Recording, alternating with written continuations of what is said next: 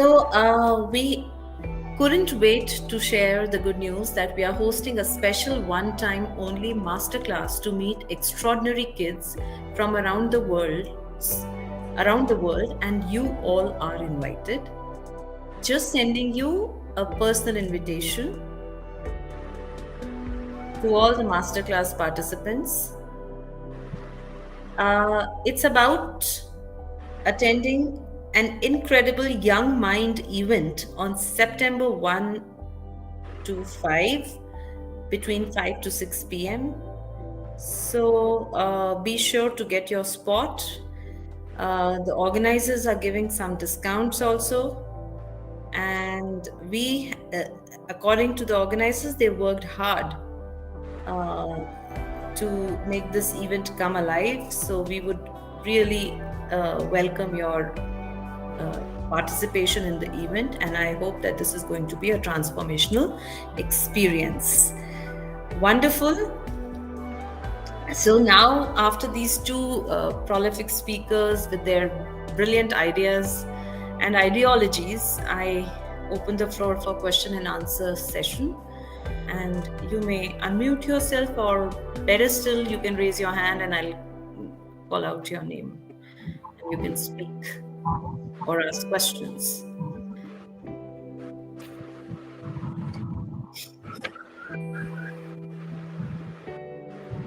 Okay, we have Principal GIS, as the screen says. Over to you, sir. Can't hear you, sir. Can't hear you. You have to unmute yourself, I think. Sir, you are unmuted. There is some connectivity issue, I think. You have to adjust your mic.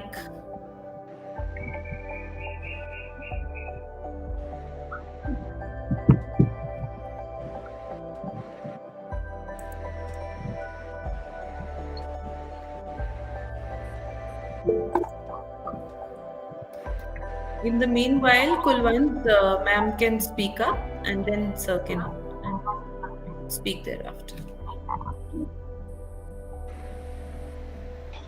Good evening. Yeah. It was a delight and honor to listen to Gautama and Tanu. This was very new to us. I mean, those were in this formal school. It is so different and unusual. We've heard about Krishnamurti schools and other things, and we really would, it's glad how much we heard, and especially when we saw the presentation that Tanu gave. Something made sense. We could understand. Before that, we couldn't even visualize how could it happen like that. But how does one do in this basic numbers which we have in school? In formal school, how much can we adapt and create that individualistic education? So, who's going to answer this? Tanushree?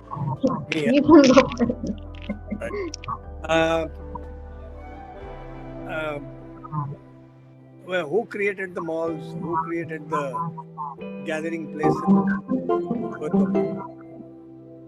Who ensured that large is beautiful for the economy of scale? I think the same forces have to unwind. In fact, they're already unwinding. It doesn't matter how big the school is today. The small schools and the big schools are all on Google Meet or Zoho or Zoom or something else. So this brick and mortar, large investment, capital investment based education is taking a beating. So the question now is about whether we want schools where people matter. Like Schumacher said. Just 1 second, sir. Tanu, could you just mute yourself, because some echoing is happening because of that. Thank you.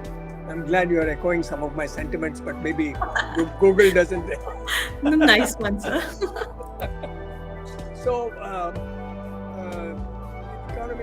Schumacher said this, economics as of people matter. And his was the voice in the 1950s, which people were not very happy to hear, because economy of scale was driving everything. And I think this is a very interesting question. For instance, let me break this down nicely. In every block of apartments which we have, 10 children, 15 children could sit socially distanced, could have had a little school running right through this pandemic, provided we did not make it a criterion that they must be only all of the same age, provided we made learning as a form of engagement, as a form of constructing meaning out of what was given, sharing with each other in a friendly atmosphere. If we made that possible, we would have had all kinds of schools running all over the country.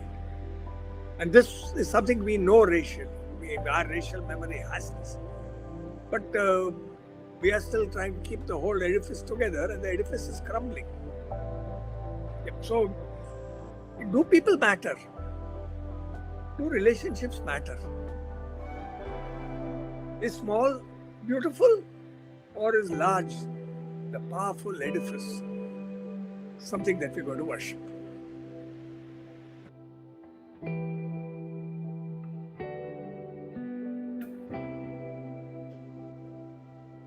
Tanu, you want to say something? Add something to what Sir said? Yeah, I'd like to just add saying, this thing of we might not know what the solution is, but are we interested? Are teachers who are in these larger schools interested in these questions? Then in talking together, we might still find a small way that we can bring a change about. But when we quickly say, oh, but this is not possible in larger schools, we don't even investigate. No, we don't even investigate together. And I feel to investigate together is very important, because we might not know. I think even a small school doesn't know.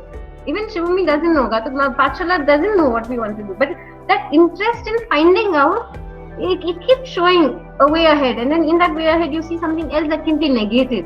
So what can be negated from these systems and still have care and affection for children? I think is a important dialogue for the adults of that place to have together. So before we already see it as a problem, to engage with that question, to wrestle with it, kind of have fun with it with the adult body would be it's something I would recommend, I think.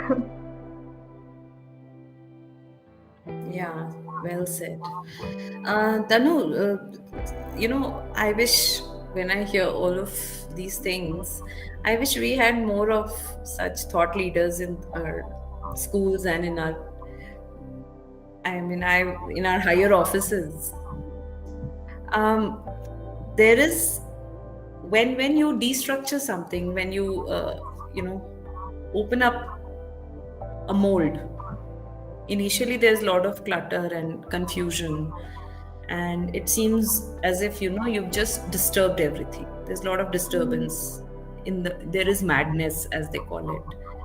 But then, when you synergize it back again, and with a different intent, because I feel that the purpose of education has changed. So when you reassemble everything, then that assembly, I think, would become a more beautiful byproduct of what we initially had and what we are going to have. So we need more of these kind of thoughts, people who are involved in curriculum planning, involved in syllabus framing, policy making. I think that is the need of the hour. Principal Sir, thanks ma'am. Kulwant ma'am, thank you. Principal Sir, is your audio okay now? Am I audible? Yeah, very well, sir. Yeah, thank you so much. You can call me Prem. Sorry, I couldn't read. Sure. Gautam sir ने और तनु ने बात रखी has a real value in especially when we talk about the literal education. And sir discussed about the commercial aspects of education in 21st century and how it is affecting and impacting the core education aspects. I have one query to all the participants and Gautam ji and Tanu. जो Gautam sir ने कहा पहले जो हमारा school education system होता था वो एक सेल्फ सफिशिएंट इकोनॉमिक मॉडल पे चलता था। गांव का स्कूल है, गांव के लोग मिलकर उसको चलाते थे, गांव ही उसको रिसोर्स देता था और वहीं पे लिमिटेड नंबर में एजुकेशन होता था। And then when we move to the large scale और mass based education, then lots of issues started coming. तो मैं सर वो मॉडल आज फिर से रिपीट क्यों नहीं हो सकता? हम गांव के रिसोर्स को लेकर ही गांव में स्कूल बिल्ड करें और उसी से गांव के टीचर्स को एक डिसेंट सैलरी मिल जाए, उस रिसोर्स यूटिलाइजेशन हो और मिनिमम लेवल पे स्कूल चल जाए। बड़े बड़े बिल्डिंग बनाकर वो चार दीवारी में हम बच्चों को कैद तो कर देते हैं, लेकिन उसको एजुकेशन से दूर लेके चले जाते हैं। तो मुझे लगता है कि यदि हम हर गांव में एक छोटा सा ये आंदोलन करने की कोशिश करें कि नहीं, एक हर गांव अपना सेल्फ सफिशिएंट स्कूल क्रिएट कर सकता है और गांव में ही गांव के बच्चों को पढ़ाने के लिए रिसोर्सेज इजीली मिल जाएंगे, और तनु जैसे कुछ हमें उत्साही यंग बंदे मिल जाएं इस एज ग्रुप में, तो फिर तो बात बन जाएगी। तो इस पे मतलब, क्योंकि मैं सर अभी CFL गया, तनु कुछ काम कर रही हैं, देश के अलग अलग कोने में बहुत अच्छे यंग लोग इनिशिएटिव ले रहे हैं एजुकेशन के फील्ड में, बहुत उम्दा काम कर रहे हैं, लेकिन इनकी संख्या फिर भी अभी सीमित है। और जो मास स्केल पे एजुकेशन हो रहा है, वो मैं और आप शायद उसको शायद सहमत हूं कि वो एजुकेशन से कोसों दूर है। तनु ने जो बात की, नहीं क्या हम बच्चों को सोचने और प्रश्न पूछने, प्रश्न बुनने की मतलब को फ्रीडम दे रहे हैं? नहीं, कैन दे वीव क्वेश्चंस और not, rather than asking can we have weaving questions or not. So I believe that's killing the core aspects of education. So how we can take such sort of initiatives, sir, in case if you can share with us, because you people are running that sort of model based schools.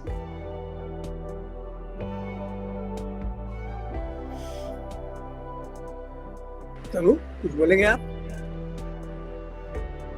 हाँ,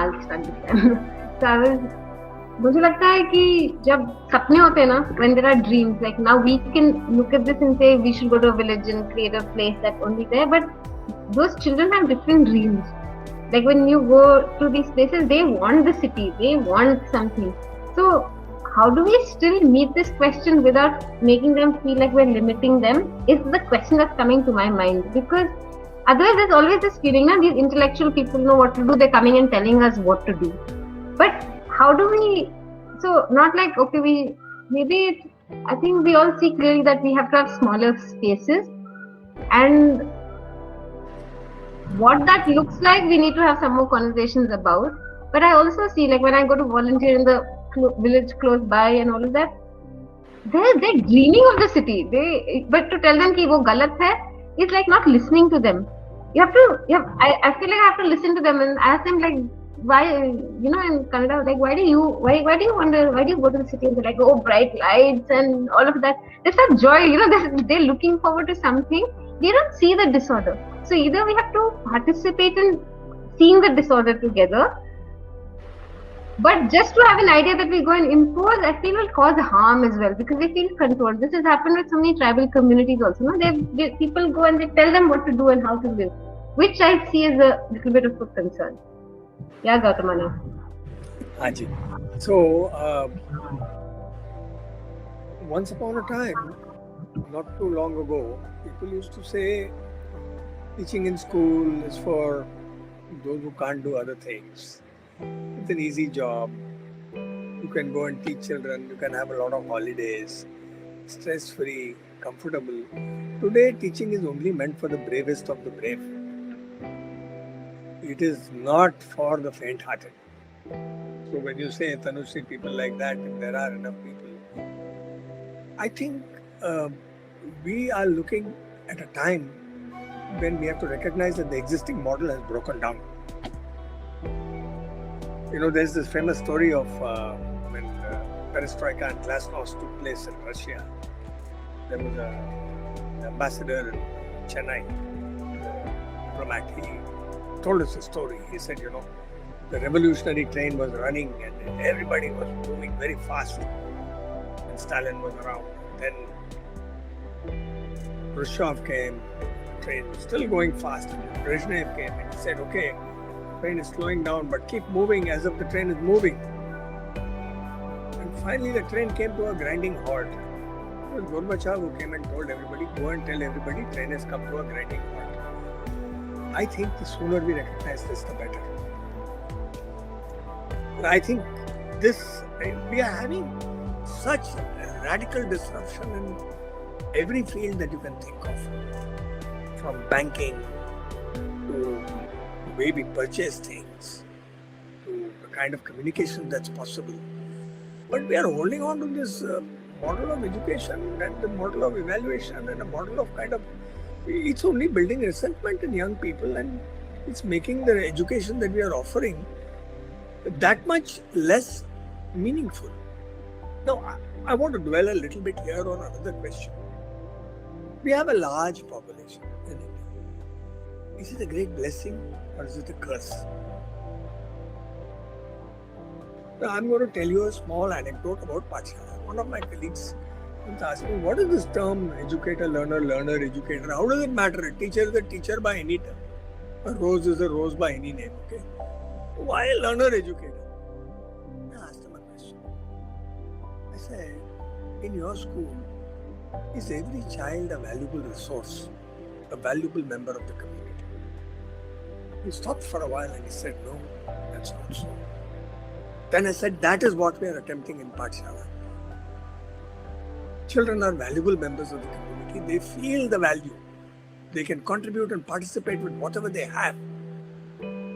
We are creating spaces where people have to just sit on their hands and wait to be told what to do, including college. 18-year-olds, we tell them you can vote, you can drink, you can drive, but you can't work. You're on the shelf. No greater crime can we do to the young. And you're 18 only once in your life. A time when you can attempt things, try things. We've got a system which is finished. And the earlier teachers were, I would say, teacher entrepreneurs. Today we have teacher employees. Can the employee mindset become an entrepreneur mindset? Sorry, I may be speaking a slightly radical language. Please excuse me. I'm doing it with all humility. I have given 30 years of my life to this endeavor. And I'm speaking from my understanding of this. I'm not against anything. All I'm saying is, if you see something is not working, I think you must at least be able to say it. To try to fix it. We've been trying to fix it for 150 years. And we haven't been able to fix it. So I think some radical shifts are needed. Will policy allow it? Will government allow it? Or will they throw up their hands one day and then things will change? I don't know. So, sir, this is the most important question. What you said in the end. If we repeat this question, who will allow it? Then maybe we'll be able to see, sir. What all these changes, radical thoughts, everything we totally advocate, we totally cooperate, and we would love to have them. But every approach has to be top down. The top down approach has to be such that it encourages diversity of thought. And this diversity of thought, ideas, ability to embrace failure, encourage students to attempt and fail. Last but not the least, decision-making abilities in children. I don't need statistics to tell you that there are 40-year-olds, 30-year-olds who look up to their parents to make simple decisions of their life, because they always need somebody to say that, okay, look, this is what you have to do. They cannot decide for themselves. They cannot make choices. This is the, this is a big failure of our education system. And why I say education system? The social system in which we live. Conformity is what we, encourage, and we applaud people who conform to the standards. And if somebody is away from those standards, we first doubt those people. We first question them, we doubt them, we snub them. That happens everywhere, in our in our offices, in our staff rooms, in our classrooms. I'm saying it comes from top down. Yes, madam. This is the gift of the Krishnamurti schools. Krishnamurti told the teachers, you are responsible for the whole. Krishnamurti said, get off the pedestal to the teachers. It's a very big challenge for heads of schools. They just can't give orders to their colleagues. We work together. Okay, you have the government system, which is so bad, I agree. And it's limited by problems which are so much bigger, which are based on democracy, this, that, and that. What about the private schools? Why are we preserving the structure of heavy hierarchy and reducing teachers, mere functionaries who have just got to obey orders? Private schools are also subsidiaries. Let me finish, madam, because you raised a very important point. Pathashaala would not have come up but for the fact that the Krishnamurti teachings say each school must work out its own approach. The Krishnamurti Foundation watched carefully, looked at the proposal, thought through, allowed a small school, an experimental school to start. Nobody thought dry toilets will work. We have had only dry toilets for the last 10 years and it's working beautifully. Nobody thought that this culture of mixed age group and seniors and juniors mixing, eating together with non-teaching staff, everybody, all members of a large family, would work. There would be different differences. It is working. Will there be problems? Yes, there will be problems. But are we carving out the experimental spaces for us, is what Tanushree was saying. We may fail. What you're talking about, 30, 40-year-olds afraid to seeking direction. They're afraid to fail. They've been licked into shape. They're beaten to pulp. And individuals from this generation who can't make decisions, who are hiding in schools because they don't want to stand up.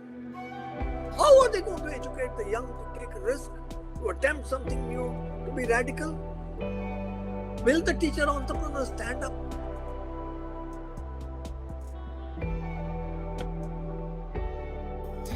Yeah. Very important questions, vital questions.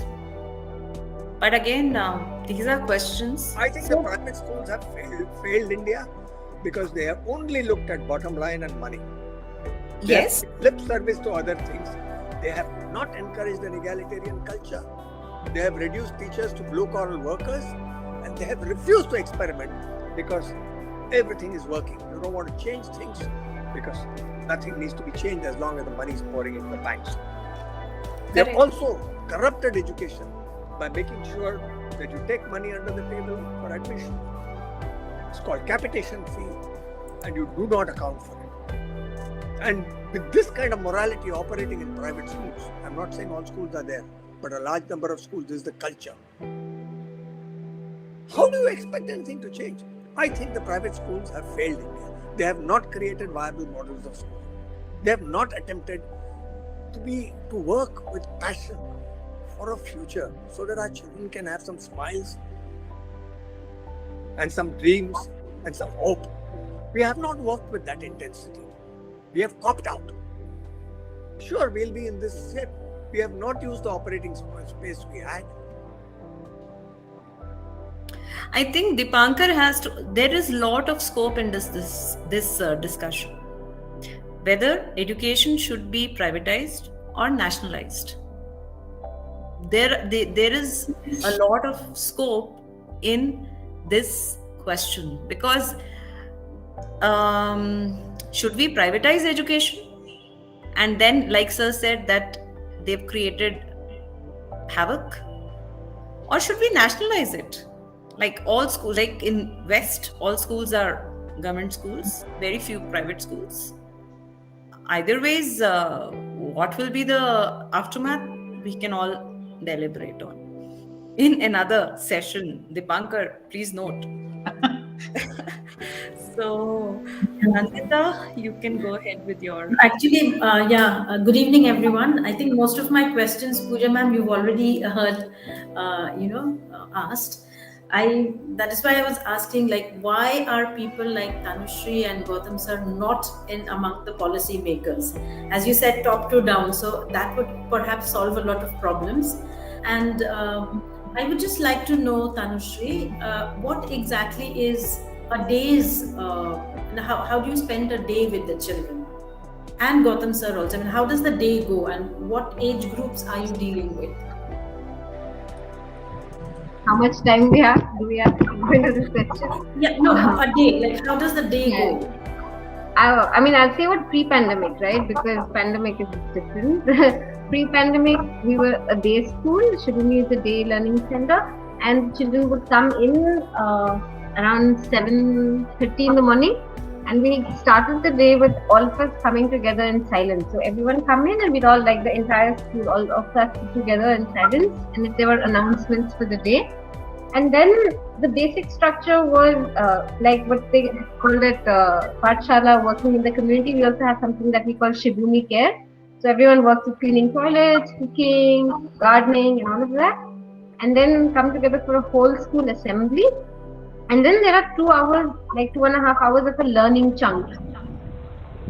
So for different age groups, it looks different. The younger children, it's more free learning. There are some adults who are there to. Sorry, am I echoing? Yes, Tanu. Arun, can you mute yourself, please? So, and then, so there are different learning structures for the different ages. It looks a bit different, but there's 2.5 hours of what we call free learning time. There are lunch break. Older children help with cleaning and all of that. And then we have another 2 hours of a learning slot. So, and then we lock up the school because it was a day school at that time. We lock it all up and come together again for 15 minutes end of the day to sit in silence, and then we go home. And so the learning spaces for the older children, they really reach out, and they're doing a lot more academics. So they're reaching out to the adults for help or structuring their day a bit more.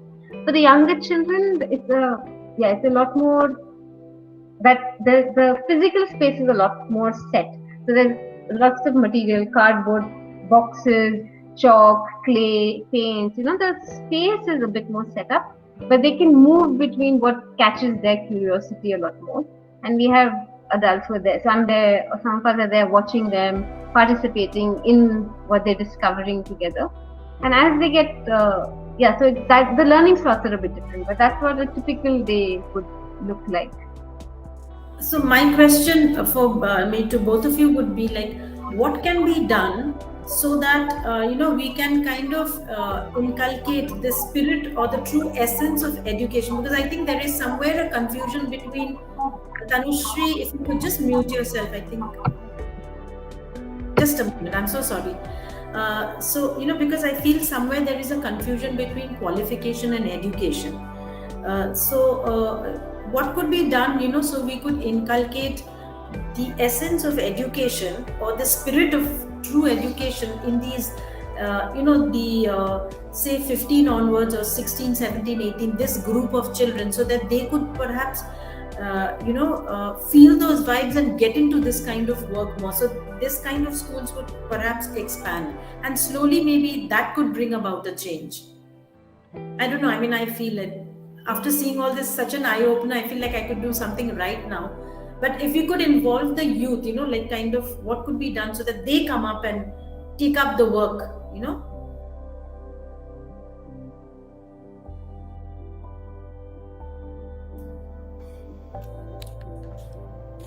Yes, definitely. And youth question to any, I mean, either Gautam sir or Tanushree. Your question, could you repeat your question, Nandita? No, what I was asking is like, this kind of work, this great work that both of them are doing, what could be done to, the young children, like whether they're in private school or whatever, 15, 16, 17-year-olds, so that they could perhaps understand this spirit of true education and come forward to kind of expand on these kind of schools. So maybe slowly from the bottom, things would change. I mean, could there be a kind of a policy or a kind of system or something like that? Gautam sir, would you take it? Yeah, I'm not very clear about the question, but I would ask, for instance, how would school, you and I, how would we shift our conversation from listening and agreeing to careful listening and exploring? One of the problems today, if you ask me, is that when somebody asks a question, we jump in and give an answer. I don't even understand the question too well. I think learning the art of conversing with each other, learning the art of having space for different questions, different perspectives. Not because we want to agree, but we want to understand what the other person is saying. We may not agree, that's another story. But I think we have valued in our community, in our society, the right answer too much. We have valued the quick answer too much. We don't know how to have conversations which are open-ended, and therefore conversation becomes like a prison, being forced into something. This is a story I've told a few times. When children come back from home after vacation, some senior students come back a few days earlier. So I opened out a conversation with the senior most students saying, what makes you come back here to Pathashaala after vacation? You have your own independent rooms at home, you have your own private toilets at home, you have your gadgets, you can choose your food, parents will provide you with everything. What makes you come back to this place? You have the same bedding as everybody, there is not much privacy because everybody shares a dorm. You have the same simple food which you can't waste, and nobody is bothered about your clothes. You wear some simple, reasonably decent clothes and that's fine. So one or two people said, at home we have conversations, I have nice parents, but there's always a pressure to go in a certain direction. 2-3 people said that. So I experienced a sense of space. One young lady, and I'll never forget that because she gave an extraordinary answer. She said, you are right, Gautama. I have everything that you described. I'm entitled to all this in my house. And with that sense of entitlement, I begin to guard my entitlement. Here, Pathashaala, nothing. My whole system relaxes. There is space for the real questions of life. As an adult, I could never have articulated it as well as this young 17-year-old or 16-year-old did. But do we care enough to listen and create the kind of spaces where the young will think, where the young will explore, where we won't be terrified of their irreverent questions? The future is irreverent. If Jeff Bezos and the Tesla gentleman, if they can be irreverent, why can't our children be irreverent in their questions? They've always been irreverent. Do we have the capacity to meet it with heart, with affection? Also joining them in their journeys. The big questions are there. The earth is a mess, there's garbage, there's pollution, there's chemical poisoning, there's war going on. The children are asking, saying, how do I lead my life? And what have you done as an adult? We have to be humble here and say, I don't know. I tried something, it didn't work. The way the winds are blowing is terrible. I am concerned about this and I know it's your future. Can I join you in this exploration? Rather than give you orders and tell you what to do and where to sit and what to eat and what not to do. We don't have space in our hearts for such conversations. And without that, what education, what relationship will we have with the young? So, this is my response to your question, madam. Actually, that is what I was wanting to know. Like, if more and more of these youngsters could be brought forward to understand this concept and move it ahead. That is what I was saying. Madam, they will come. They have no choice. It's their life, it's their future. There's only one question before people who are adults, people who are more than 30, the post-millennials, not the millennials, the people who are older than the millennials. The question is, in what way do we want to lead our life, whatever life is given to us next 30, 40, 20, 10 years, whatever it is. The question is not for the young. They have to sort it out. We are leaving them a terrible mess. We are leaving them Arctic, which is melting. We are leaving them Antarctic, where animals are dying. We are leaving racial and all kinds of trolling on Twitter and addiction, all kinds. That's what we are leaving. We are leaving a trail of absolute destruction for them to rebuild. The question is, in what way can we join them in this exploration, in this conversation? In what way can we be part of their journey? That's the question. It's no longer a question of taking by the hand and saying, come with me, I know where utopia is. We don't know. Thank you so much.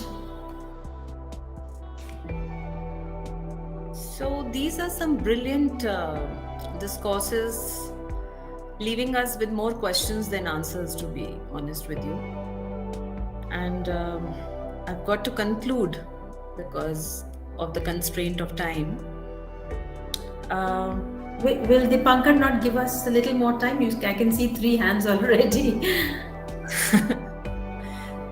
No, I wanted to conclude also.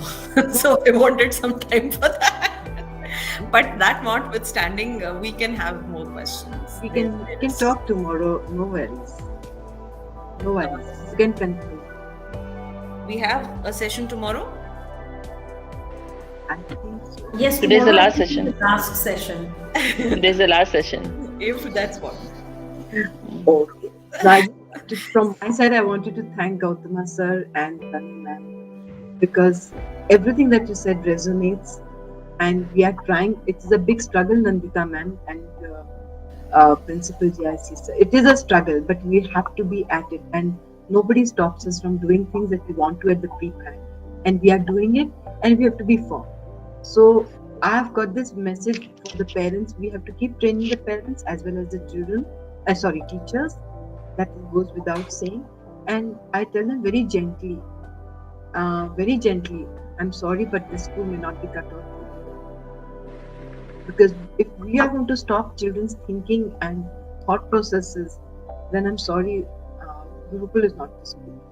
And I tell it very gently, but we are not going to change our values and principles because something has to happen at the board. Please don't bring out the board level at the pre-primary, primary and middle school. It is a struggle. But if we believe in it, I know they're doing fantastic work. We have not reached there, but we cannot give up. And I fully understand what all of you are saying. But it is what it is. At private schools, we have to do it. Thank you so much, Gautama sir, Tanu sir, Pooja ma'am, and the entire team. There is so much learning and so much support from this team. Thank you. Real pranams to each one of you. Thank you all very much. Are we winding down now? Yes, I just Is that it? want to conclude by saying that there's so much we take away from this discussion, this masterclass. By the way, why do you call it a masterclass? Like, why this gender? It was a learning class. Thank you, Pooja ma'am. That was a very good statement. Okay, just on the lighter vein. We began with talking about farming, teaching agricultural practices to children.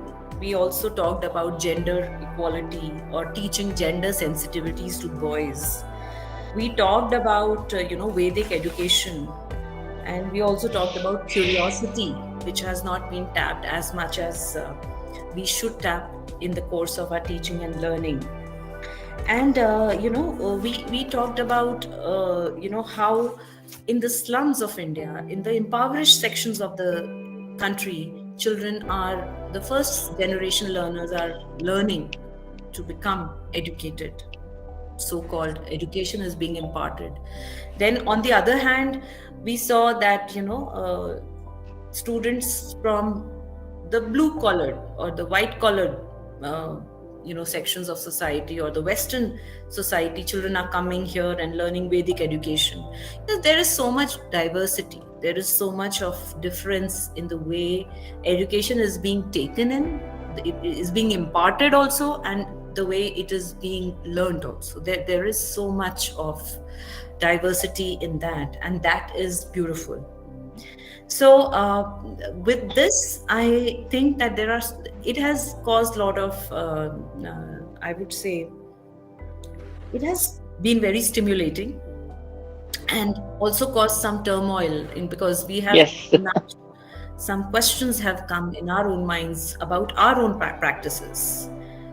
Things which we take for granted. Today, class 12th result was out, and we are into numbers. Just into numbers right now. Numbers, they speak for themselves, definitely. They tell us a story, but that's not the complete story. That's the bottom line, and we need to not overemphasize marks, overemphasize numbers, and glorify ourselves. That is something which we have to understand as educators or as leaders in education. But I don't think there is anybody who's a leader in education. We are all learners in education. So with this, thank you, Dipankar and your team. Fearless educators. We met many fearless educators, and it was indeed great to be part of this forum. Thank you, audiences. You were all very, it was a joy to listen to all of you. Your questions, your thoughts, your deliberations were wonderful indeed. Gautama sir, thank you so much. Tanu, thank you so much. Lovely meeting both of you. Thank you. Thank you. Bye-bye. Bye. Thank you everyone. Thank you. Thank you. Bye-bye. Yeah.